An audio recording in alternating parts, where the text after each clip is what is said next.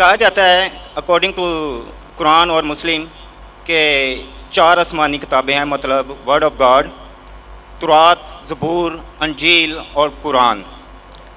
لیکن قرآن پاک کی حفاظت کا ذمہ اللہ تعالیٰ نے خود لیا ہے، تو باقی 3 کتابیں جو کہ آسمانی ہیں، ورڈ آف گاڈ ہیں، ان کی حفاظت کا ذمہ اللہ تعالیٰ نے خود کیوں نہیں لیا؟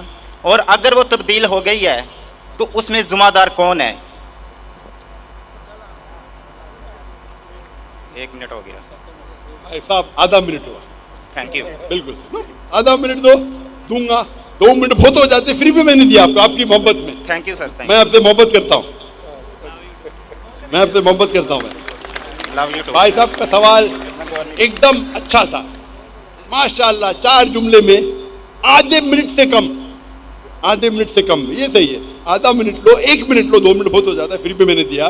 بھائی صاحب کا سوال ایک دم صاف ہے، ایک دم ستھرا ہے اور آسان اردو میں ہے کہ جب قرآن میں لکھا ہے کہ اللہ تعالیٰ کی 4 کتابیں ہیں، تورات، زبور، انجیل اور قرآن، تو اللہ تعالیٰ نے صرف قرآن کی حفاظت کیوں کی؟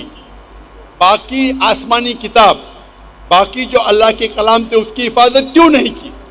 بہت اچھا سوال، جس کا میں نے سوال مختصر سا دیا تھا. ڈیٹیل میں نے میری تقریر میں شاید آپ نے سنا نہیں ہوگا. اور بھائی صاحب صحیح کہتے کہ قرآن مجید میں ذکر اللہ تعالیٰ فرماتے سورہ رعد میں، سورہ نمبر 13 آیت نمبر 38 میں، وَلِكُلِّ أَجْلٍ کتاب، ہر دور میں ہم نے کتاب بھیجی، کتاب نازل کی. نام سے صرف 4 کا ذکر ہے، تورات، زبور، انجیل اور قرآن. تورات وہ وہی ہے، وہ کتاب ہے جو اللہ نے موسیٰ علیہ السلام پہ نازل کی. زبور وہ کتاب ہے، وہ وہی ہے جو اللہ نے داؤد علیہ السلام پہ نازل کی.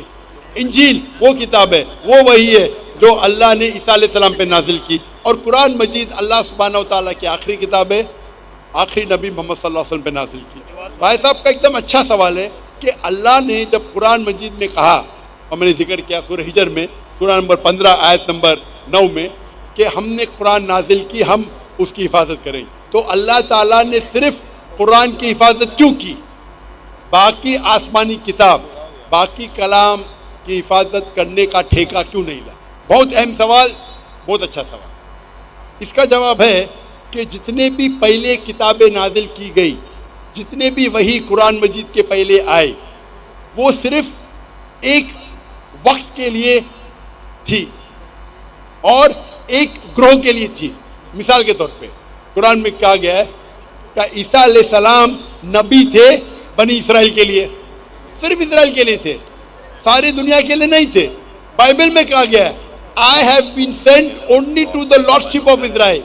عیسیٰ علیہ السلام کہتے ہیں ریڈ لیٹر بائبل میں، گوسپل میں، I have been sent only to the lordship of Israel. میں صرف بھیجا گیا ہوں جو بنی اسرائیل ہے، جو بھٹکے ہوئے.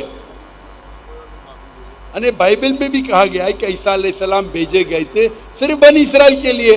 قرآن مجید میں بھی کہا گیا ہے کہ عیسیٰ علیہ السلام بھیجے گئے تھے صرف بنی اسرائیل کے لیے، وہ عربوں کے لیے نہیں بھیجے گئے تھے. اور عیسیٰ علیہ السلام خود کہتے ہیں قرآن میں اور بائبل میں. عیسیٰ علیہ السلام فرماتے ہیں قرآن میں، پہلے کہوں گا سورہ صف میں، سورہ نمبر 61 آیت نمبر 6 میں، For Jesus Christ peace be upon him says, there will be a messenger to come by the name of Ahmad.